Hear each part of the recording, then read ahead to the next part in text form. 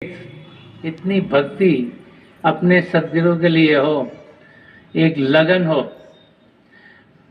वो तब होती है जब इंसान के अंदर प्रेम होता है। एक वाक़या तुलसीदास जी की ज़िंदगी का है। कहते हैं कि वो अपनी पत्नी को बहुत प्रेम करते थे और उनके बगैर जी नहीं पाते थे। तो एक बार उनकी पत्नी मैके गई हुई थी और पीछे से ये अपने आप को रोक ना सके कि भाई मैं उसके बगैर कैसे रहूं। तो उनका जो मैका था वो नदी के दूसरे पार था। तो रात अंधेरी थी, ये नदी के वो ज्ञान कहाँ से आ गया इतना ज़्यादा। तो उस काव ने जो कहा वो बड़ा इंटरेस्टिंग है। काव ने कहा कि मैं एक गुरु का शिष्य होता था और गुरु जी ने मुझ पर बड़ी दया की, मुझे ये अंदरूनी रास्ता दिखाया, नाम के साथ जोड़ा और मैं तपस्या करना शुरू हो गया, भक्ति भाव में था। कहते हैं कि जब मेरी थोड़ी चढ़ाई होने चली हुई, रसाई होनी शुरू हुई, तो मुझ में घमंड आ गया। तो मुझे लगा मुझे तो गुरु जी से ज़्यादा आता है। तो कहता एक दिन मैं शिव जी के मंदिर में बैठा हुआ था और शिव जी के मंदिर में बैठा हुआ था तो मैं प्रार्थना कर रहा था। तो मेरे गुरु जी आए, तो मुझे लगा गुरु जी आए, कोई बात नहीं, मैं खड़ा नहीं हुआ, मैं बैठा रहा। ये तो जनरली गुरु जी आते हैं, कोई खड़ा होता है, उनको मिलता है, प्यार से मिलता है, ये प्यार हाथ लगाता है या दंड से मिलता है। तो कहते मैं बैठा रहा।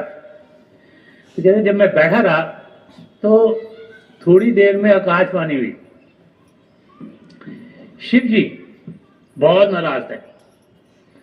शिव जी ने कहा कि तेरे गुरुजी आए हैं और तूने उनको प्रणाम नहीं करा, तू शिव जी के मंदिर में बैठा, इससे बड़ा अपमान मैं सह नहीं सकता। वो कहते तेरे गुरुजी उन्होंने तुझे माफ कर दिया क्योंकि वो दयालु हैं, कृपालु हैं, उन्होंने तुझे माफ कर दिया क्योंकि वो तो दयालु हैं, मगर मैं, क्योंकि मेरी ड्यूटी है कि मेरा काम है कि मेरे को लॉ ऑफ जस्टिस को इम्प्लीमेंट करना है, तो तूने बहुत काम खराब, तेरे को दंड मिलेगा। तो कहता मैं तो थरथरा के काम ना शुरू हुआ, शिव जी की आकाशवाणी होगी तो डरने लगेगा तो क्या लगेगा तेरे को। तो उन्होंने कहा तू ना अजगर बनेगा और एक पेड़ के अंदर जाकर ही तू बैठा रहेगा बस, और कई हजारों जन्मों तक तेरे साथ ऐसे ही होगा। कहता मैंने तो पैर के नीचे धरती निकल गई, मेरे तो पसीने छूट गए कि ये क्या हो गया। तो कहते मेरे गुरुजी जो वहां थे, जब उन्होंने भी आकाशवाणी सुनी, उन्होंने कहते कि बड़ी प्रशंसा करी शिव जी की, को खुश किया और कहा कि इससे गलती होगी, बालक है, आप अपना दंड वापस ले लो। तो कहते उन्होंने गुरुजी ने इतनी उनकी प्रशंसा की कि शिव जी ने कहा ठीक है कि आप प्रार्थना कर रहे हो, ये आपका शिष्य है और इसको काव की कौवे की योनि देंगे, फिर इसको जाना पड़ेगा। और उन्होंने साथ में ये भी कहा था कि नॉट ओनली इसको अजगर की योनि मिलेगी, इसको जो जो ज्ञान मिला है, जो इसका शब्द के साथ जुड़ना है, वो भी इसका हट जाएगा। उनके गुरुजी ने प्रार्थना करी तो शिव जी ने कहा कि ठीक है, इसको कौवे की योनि देगी, बट ये शब्द के साथ जुड़ नहीं पाएगा। तो कहते दोबारा से गुरुजी ने बड़ी प्रार्थना करी कि इससे गलती होगी, इसको आप माफ कर दीजिए। तो फिर शिव जी ने कहा देखो, इसको कुछ दंड तो देना ही पड़ेगा, अब तुम इतनी प्रार्थना कर रहे, इतनी प्रार्थना कर रहे, इसको कौवे की योनि में तो जाना ही पड़ेगा। लेकिन मैं, क्योंकि जब मैंने दंड दे दिया वो पूरा वापस हो ही नहीं सकता, जस्टिस में तो कुछ तो करना ही है मेरे को, मगर मैं इसको ये ज्ञान इसके साथ रहने दूंगा। तो जब ये वाक्य हम पढ़ते हैं, इसको समझने की कोशिश करते हैं, तो बार बार बार हमें ये समझाया जाता है कि अगर हमने पिता परमेश्वर को पाना है तो हमें एक सच्चा सुच्चा जीवन जीते हुए ये देखना है कि जिसके जरिए हम पिता परमेश्वर को पाते हैं, जो कि एक सदगुरु है, जो पूर्ण है, जो हमें अपनी पूर्णता का हिस्सा देके हमें भी पूर्ण बना देते हैं, उनकी टीचिंग्स का पालन करना है। उस पार लगा देना, अब तक तो निभाया है, आगे भी निभा लेना। गुरुदेव मेरी नैया उस पार लगा देना, अब तक तो निभाया है, आगे भी निभा लेना। संभव है झंझटों में मैं तुमको भूल जाऊं, संभव है झंझटों में मैं तुमको भूल जाऊं, ये भी निभा लेना। दल बल के साथ जो आगे रे मुझे आकर, दल बल के साथ माया जो घेरे मुझको आकर, तुम देखते न रहना, झट आके बचा लेना। तुम देखते न रहना, झट आके बचा लेना। गुरुदेव मेरी नैया उस पार लगा देना, अब तक तो निभाया है, आगे भी निभा ले। वो मेरी नैया उस पार लगा देना, अब तक तो निभाया है, आगे भी निभा लेना। द्वारे पे पड़ी तेरे चरणों से लगा लेना, द्वारे पे पड़ी तेरे चरणों से लगा लेना, अब तक तो निभाया है, आगे भी निभा लेना। कोई कर भी नहीं सकता, तो कराने वाला भी वही है और रोकने वाली कोई पावर नहीं है कि जो उसके सत्संग को रोक सके। तो बड़े ही प्यार से श्रवण कीजिएगा, क्योंकि सत्संग करने वाले महापुरुष हैं। इंसान तो केवल एक माध्यम है जो आपके सामने बिठा दिया जाता है, उसके पास कुछ नहीं होता, खाली डिब्बा होता है। बाकी जो वो अंदर से उसकी आवाज़ भले ही उसकी होती है, लेकिन धार उसी की होती है, जो वो भेजता है वही हम सबके मध्य आता है। कहते हैं कि प्रभु ने, पिता परमेश्वर ने हम आत्माओं को अलग कर दिया और इस 84 लाख योनियों में भेज दिया। जब से हम 84 लाख योनियों में आए बड़े दुखी हैं, परमात्मा से मिलना चाहते हैं लेकिन मिलन नहीं हो रहा है, अनेक उपाय करते हैं, अनेक साधन करते हैं, लेकिन प्रभु से हम मिल नहीं पाते। तो पिता परमेश्वर से मिलने का कौन सा वो ऐसा रास्ता है कि सही मायने में जो हम उस रास्ते पर चलकर पिता परमेश्वर से मिल सकें, अपनी रूह का मिलाप पिता परमेश्वर में करा सकें।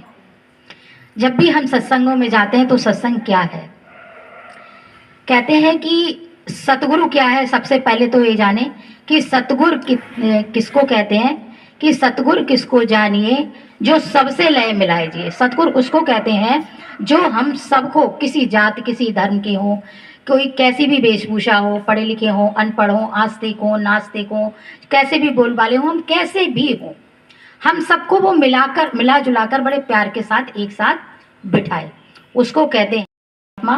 गुरु माने जो अंधकार से हमें प्रकाश की ओर ले जाए, जो मृत्यु से अमरता की ओर ले जाए, जो हमें नया जीवन दान दे, उसको कहते हैं सदगुरु।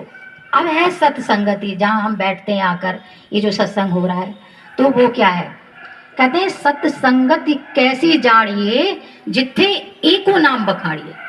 सत्संगति, जो हम सत्य की संगत में जो हम बैठे हैं, मिलजुल कर बैठे हैं, तो वहाँ क्या होता है, कहते हैं एको जानिए जिथो एको नाम बखाड़िए।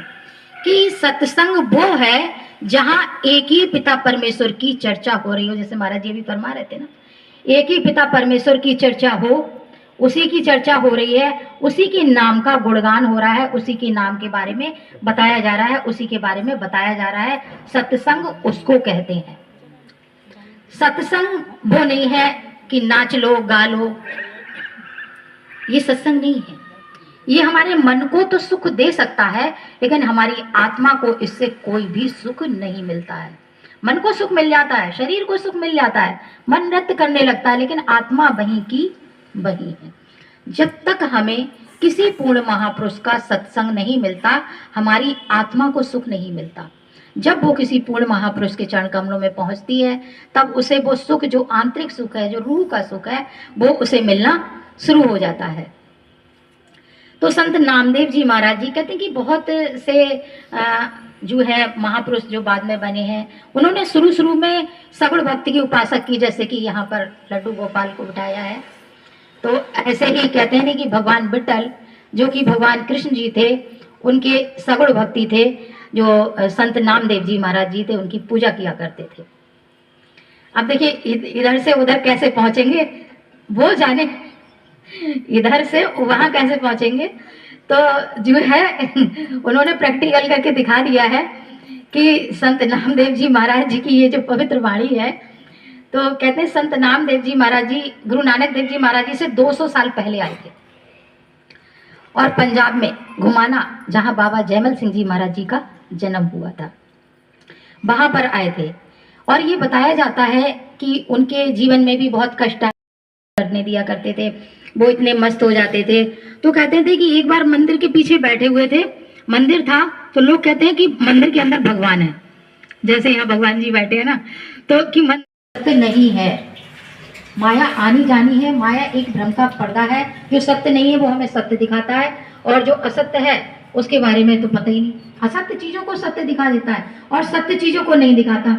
अब सब क्या है, जब इंसान मरता है, डेथ होती है ना, हमारे सबके जीवन में ये मौके आए हैं, आते रहते हैं, क्योंकि यहाँ कोई जीवित रहने नहीं आया है 50, 60, 100 साल तक। अब ये मुझे बताओ कि सारी जिंदगी किसी ने नहीं कहा परमात्मा तेरा नाम ही सत्य है, कहा किसी ने नहीं कहा ना, मंदिर में ही तो कहते हैं जो करते हैं। तो बाद में फिर क्यों बोलते हैं, बाद में कैसे सत्य हो गया, वो सत्य कैसे हो गया बाद में? क्या मरने के बाद हम बोल सकते हैं कि वो सत्य होती? रोने लगे, पिताजी ने कहा भोग नहीं लगे तो पियोगे नहीं, खाना नहीं खाओगे, तो कह रहे प्रभु भोग नहीं लगाएंगे तो मैं भी भूखा रह जाऊंगा। अब बहुत छोटे से बालक थे, कहते हैं रोने लगे, बिलखने लगे, खूब जोर जोर से रोने लगे, आंसू उनके झरझर आंसू गिरने लगे कि प्रभु भोग लगाइए, प्रभु भोग लगाइए। तो जब उनके अंदर से, जब उनकी आत्मा रोने लगी, जब आत्मा रोई, दिल से वो रोए, तो कहते हैं कि वो जो पत्थर की मूर्ति थी वो एकदम सजीव हो गई, साकार हो गई इंसान की तरह, और आकर उसने कटोरे से दूध पी लिया, पूरा कटोरा खाली हो गया। उन्होंने आंखें खोली तो बड़े खुश हो गए कि अरे भगवान ने कटोरा।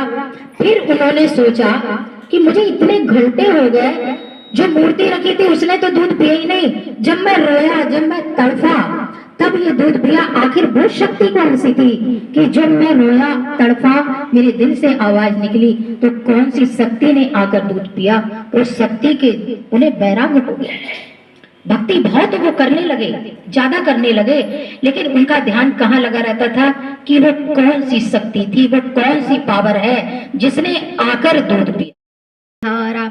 कि आत्मा जब उस सत्संग में जाती है तो वो कहती है कि आपके दर्शन को बलिहारा, कि कुर्बान जाऊं उस बेले सुहावी, कि कुर्बान है उस समय को, उस क्षण को, उस पल को, उस दिन को। उन्होंने वहां कुछ देर विश्राम किया और अपना घोड़ा जिसपे वो सवारी करते थे, 10वीं पातशाही, वो बांध लिया। और परम संत कृपाल सिंह जी महाराज जी ने, देखिए, उस जगह को एक मानव केंद्र बना दिया कि हम संपूर्ण मानवता के लिए वो दरवाजे खोल दिए, कोई भी जा सकता है, कोई भी अध्यात्म को जान सकता है, क्योंकि परमात्मा का जो द्वार है, जो महापुरुषों का दरबार है, जो आश्रम है, वो सबके लिए खुले होते हैं, और जो है किसी के लिए बंद नहीं होते। कोई भी वहां पहुंचे, सच्चाई को जान सकते हैं और अपने जीवन को बना सकते हैं। सदाचारी और नेक। वो जगह अभी भी बनी हुई है और कहते हैं कि लोग जो है फिर भ्रमों में पड़ जाते हैं, परिक्रमाएं लगाने लगते हैं, वो करने लगते हैं। कहते हैं कि वहाँ घोड़े का निशान भी बना हुआ था, घोड़े का निशान बना हुआ था। ये और थोड़ी सी जगह है वहाँ, गेट वेट सब लगा दिया है वहाँ पर, और पेड़ भी है। तो कहते हैं यहीं पर 10वीं पातशाही ने, आप देखिए एक चीज और महाराज जी ने की, क्योंकि वो 10वीं पातशाही थे ना।